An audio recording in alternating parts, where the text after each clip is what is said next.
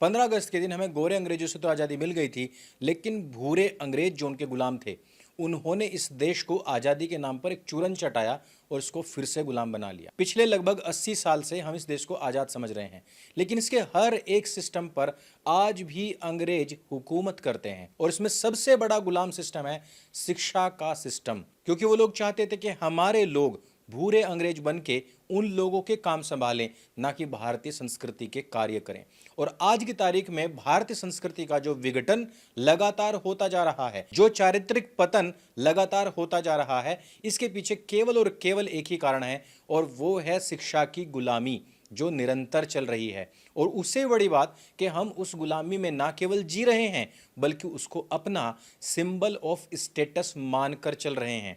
आज हम अपने बच्चों को जबरदस्ती कूट कर पीट कर मैकॉले शिक्षा पद्धति में ही पढ़ाते हैं और कल वही बच्चा गुलाम मानसिकता के चलते इन्हीं माँ बाप को छोड़कर भाग जाता है। यही माँ बाप बाद में कहते हैं, हमारे बच्चों को हमने कितना सिखाया, बहुत पढ़ाया, बहुत लिखाया, लेकिन इनके भीतर संस्कार नाम की कोई चीज ही नहीं है। जबकि वो ये बात पूरी तरीके से भूल जाते हैं कि मैकॉले शिक्षा पद्धति संस्कार सिखाती नहीं, बल्कि भारतीय संस्कारों का हनन करते हुए उनको केवल और केवल अंग्रेजों का गुलाम बनाती है।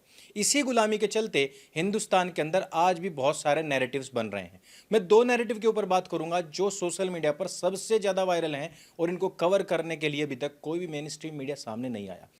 मित्रों, जैसे कि आप देख ही रहे हैं कि हमारे चैनल की बहुत मास रिपोर्टिंग हो रही है।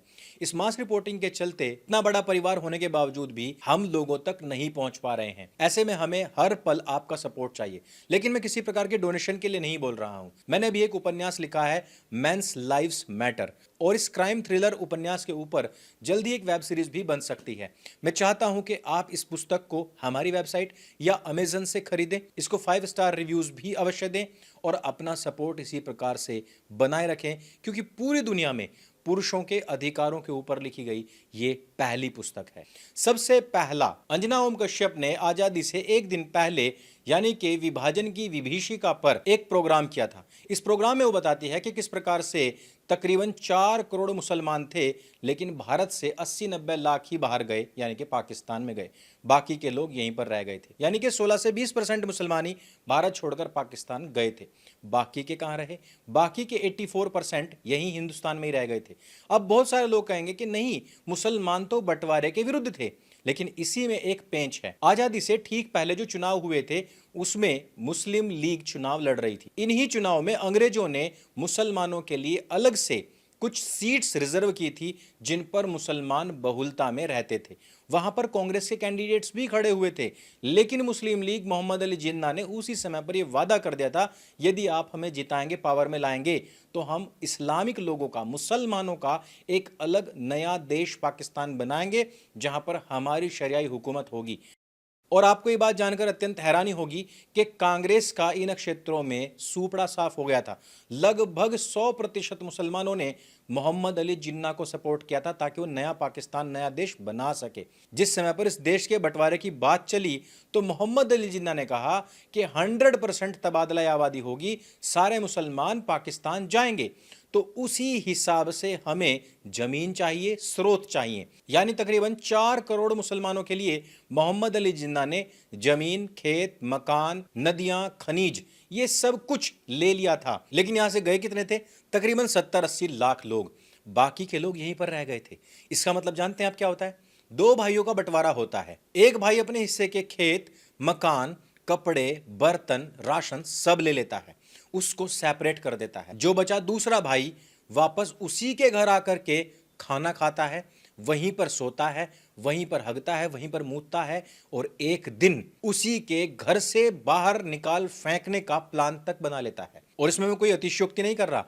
पीएफआई ने 2047 तक हिंदुस्तान को एक इस्लामिक देश बना लेने का संकल्प लिया है। हालांकि आजकल की सरकार 2047 विकसित भारत के नए नारे से इस चीज को ढकने का खूब प्रयास कर रही है। और गजनी मूवी में जो हाल संजय सिंघानिया का था, वही 100 करोड़ हिंदुओं का भी है कि वो 1 सेकंड से पहले सारी चीजें भूल जाता है।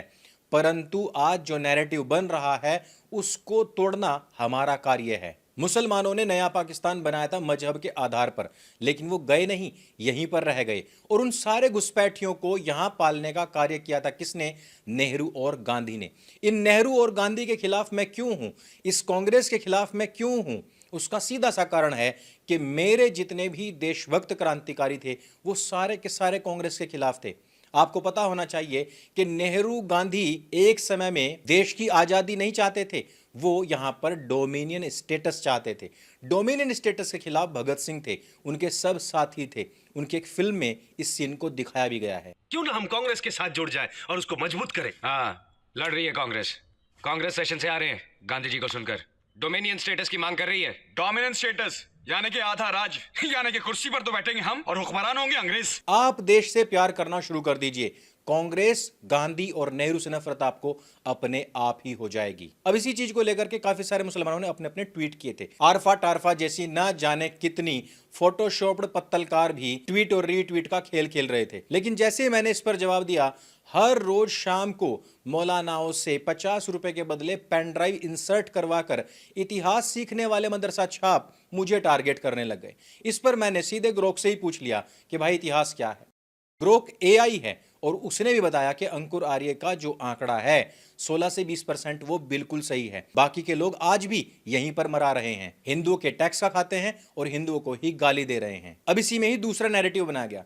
भारत सरकार के एक मंत्रालय ने इंडिपेंडेंट डे के लिए एक पोस्ट जारी किया था और उस पोस्ट में सबसे ऊपर सावरकर का फोटो है। सावरकर को लेकर के कांग्रेस ने जिस प्रकार की गलतफहमियां पूरे हिंदुस्तान के अंदर फैलाई हुई है, जो नफरत फैलाई हुई है, उसको मुझे आपको रिपीट मोड पर बताने की आवश्यकता नहीं है। मैं यहां पर केवल आपको यह बताना चाहता हूं कि गांधी, नेहरू और अंबेडकर भी जब अंग्रेजों को खत लिखा करते थे तो वो भी अपने आप को अंग्रेजों का आज्ञाकारी ही बताया करते थे। उनके बहुत सारे लेटर्स हैं, आप स्क्रीनशॉट्स में देख भी सकते हैं। उससे भी बड़ी बात कि बड़े बड़े कांग्रेसियों को भी पेंशन मिला करती थी, लेकिन क्योंकि आजकल चमचागिरी का माहौल है, चमचे लोग अपने नेताओं का पिछवाड़ा तक चाटने के लिए राजी हो जाते हैं। ऐसे समय में सच किसी को भी ग्राह्य नहीं होता। एक और बात मैं यहां पर बताना चाहता हूं कि बहुत सारे लोगों ने इसके ऊपर ऑब्जेक्शन उठाया और उन्होंने कहा कि सावरकर ने द्विराष्ट्र की अवधारणा दी थी, यानी कि इंडिया पाकिस्तान के बंटवारे की बात कही थी। यहां मैं फिर से कहना चाहता हूं कि अगर कांग्रेस के बड़े बड़े लीडर्स ने अपने तलवों पर जहर लगाना शुरू कर दिया ना, तो अगले दिन सारे के सारे चमचे आपको मरे हुए मिलेंगे। असल में सच्चाई यह है कि आप लोगों के पूज्य सर सैयद अहमद खान, जी हां, इसको हिंदुस्तान में बड़ा पूज्य माना जाता है। इस व्यक्ति ने 14 मार्च 1988 को मेरठ में खड़े होकर यह बात कही थी कि हिंदू और मुसलमान एक साथ नहीं रह सकते, ये अलग अलग दो विचारधाराएं हैं, इनमें से एक विचारधारा के द्वारा दूसरे को समाप्त अवश्य किया जाएगा, अन्यथा कोएग्जिस्टेंस बिल्कुल भी नहीं हो सकता। उसने आगे कहा कि अफगानी, हमारे पठान भाई तलवारें ले लेकर के आएंगे जिस दिन अंग्रेज यहां से भाग जाएंगे, और उस दिन हिंदुओं की यहां पर कटी हुई लाशें मिलेंगी, खून की नदियां हम लोग यहां पर बहा देंगे और उसके बाद केवल और केवल हमारा निजाम होगा। कब की बात है? 1988 की बात है। जानते हो सावरकर की आयु समय पर कितनी थी? मात्र 5 साल। अब मुझे आप बताओ कि सावरकर ना हुआ अकबर हो गया कि जिसके सामने सारे के सारे कांग्रेसी अपनी पैंट निकाल कर कह रहे थे कि जहां पना तुस्सी ग्रेट हो, तोहफा कबूल करो, तुम जहां पर कहोगे वहां पर हम बंटवारा कराएंगे। भाई ऐसा था क्या? दूसरी चीज, सावरकर तो ना 3 में थे ना 13 में थे, ना वो किसी कैबिनेट में थे, ना वो किसी मंत्रालय में थे। तो फिर कांग्रेसी किस हिसाब से बात कहते हैं कि सावरकर के दबाव में 2 राष्ट्रों का विभाजन हुआ, और वो भी तब जबकि वो केवल 5 साल के थे। दूसरी बात सुनिए, आप जिस सारे जहां से अच्छा को गाते हैं, ये आपके ऊपर सबसे बड़ा कलंक है। यदि आप किसी सारे जहां से अच्छा गाने वाले के पास बैठते हैं, उसको मित्र बनाते हैं, तो ये आपके मुंह पर डबल कलंक है। कारण बताता हूं, इसको लिखने वाला मोहम्मद इकबाल, ये व्यक्ति भारत पाकिस्तान के बंटवारे को लेकर के ऑल इंडिया मुस्लिम लीग के 25वें वार्षिक अधिवेशन में 29 दिसंबर सन 1930 को बोलते हुए कहता है कि हमें बिल्कुल सेपरेट अलग राष्ट्र चाहिए, हम हिंदुओं के साथ नहीं रह सकते, नहीं रह सकते, नहीं रह सकते। अब मैं आपको एक और मजेदार बात बताता हूं। जिस समय पर मोहम्मद इकबाल ने यह बात कही थी, उसी साल से लेकर के अगले 7 साल तक के लिए सावरकर को नजरबंद कर दिया गया था, यानी कि 1930 से लेकर के 1937 तक, जिस समय पर बाहर ये सारी सरगर्मियां चल रही थी और हिंदुओं के कत्ल किए जा रहे थे। मोहम्मद इकबाल का ही अनन्य शिष्य और रात दिन उसकी पेन ड्राइव चूसने वाला मोहम्मद अली जिन्ना, जिसने उसकी पेन ड्राइव से सारा का सारा इतिहास अपने अंदर समाविष्ट कर लिया था, उसके बाद उसने आवाज उठानी शुरू की थी। एक भी ऐसा वृतांत नहीं मिलता जहां पर सावरकर ने कहा हो कि हिंदू मुसलमानों के दो देश हो जाने चाहिए, बल्कि सावरकर अखंड भारत की अवधारणा पर कार्य करने वाले व्यक्ति थे। आज वही कांग्रेसी एक तरफ तो कहते हैं कि वो बंटवारा चाहते थे, दूसरी तरफ कहते हैं कि अखंड भारत चाहते थे। तो पहले ये आंख खुलने से पहले राहुल गांधी का मूत्र पीने वाली कांग्रेस के लीडर्स तय कर लें कि आखिरकार सावरकर चाहते क्या थे। एक और बहुत बड़ी बात कि मोहनदास करमचंद गाजी का जो फोटो है वो सावरकर से नीचे लगाया गया है। मैं तो कहता हूं कि किसी भी स्वतंत्रता दिवस हो या गणतंत्र दिवस हो, किसी पर भी मोहम्मद दास करीमचंद गाजी का फोटो होना ही नहीं चाहिए।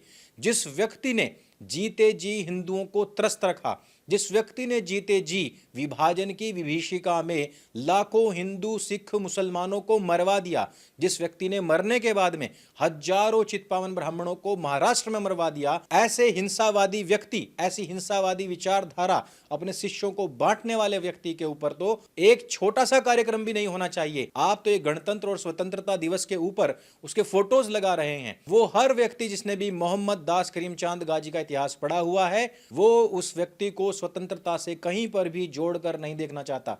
और इसी कारण से मैंने कहा था कि आप अपने देश से प्यार करना शुरू कर दीजिए। नेहरू, गांधी और कांग्रेस से नफरत अपने आप ही हो जाएगी। इस वीडियो में सिर्फ इतना ही। इतिहास को जो भूल जाते हैं, इतिहास उन्हें भूल जाता है। जो इतिहास के ऊपर से धूल नहीं हटाते, इतिहास उनको धूल में मिला देता है। इसलिए मेरी सभी अपने भाइयों बहनों से, मेरे सभी जितने भी सत्य सनातन से जुड़े हुए परिवार के लोग हैं, उनसे मेरी हाथ जोड़ करके ये अपील है कि सच्चे इतिहास को जानिए, अपनी पुस्तकों को पढ़िए। ज़्यादा कुछ नहीं कर सकते तो हमारा ये वीडियो लोगों तक, जन जन तक एक मुहिम के तहत पहुंचा दीजिए। और ये चैनल आपका अपना प्लेटफॉर्म है, इसको स्वयं भी सब्सक्राइब कीजिए और अपने मित्रों से भी करवाइए। साथ ही साथ मैं अपनी अपील को दोहराना चाहता हूं कि मित्रों, इस चैनल को यदि आप देख रहे होंगे, काफ़ी लंबे समय से इस चैनल के खिलाफ काफ़ी सारी साजिशें चल रही हैं। इसकी लगातार मास रिपोर्टिंग हो रही है, इसकी रीच पूरी तरीके से समाप्त कर दी गई है, लेकिन हम हैं अपने उसी जज्बे के साथ लगे हुए हैं। मैं चाहता हूँ कि आप लोग इस चैनल को सपोर्ट कीजिए। मैं किसी प्रकार की डोनेशन नहीं चाहता, लेकिन मैं चाहता हूँ कि जिस मेरे क्राइम थ्रिलर उपन्यास के ऊपर जल्द ही वेब सीरीज आने की संभावनाएं हैं, कम से कम आप उसको खरीदिए। इसका मैं अपनी वेबसाइट और अमेजन दोनों स्थान का मैं लिंक और क्यूआर कोड दे रहा हूं, यहां से स्कैन कीजिए। इससे हमारी सहायता होगी और इस धर्म युद्ध में लगातार लड़ने के लिए हमको प्रेरणा और सपोर्ट मिलता रहेगा, क्योंकि ये भी एक शाश्वत सत्य है कि अर्थ के बिना सब अनर्थ है। अगर आप चाहते हैं कि सत्य सनातन इसी प्रकार से इस लड़ाई में लड़ता रहे, तो अपना सहयोग बरकरार रखिए। मेरे संग बोली सत्य सनातन वैदिक धर्म की जय। जय हिंद, वंदे मातरम।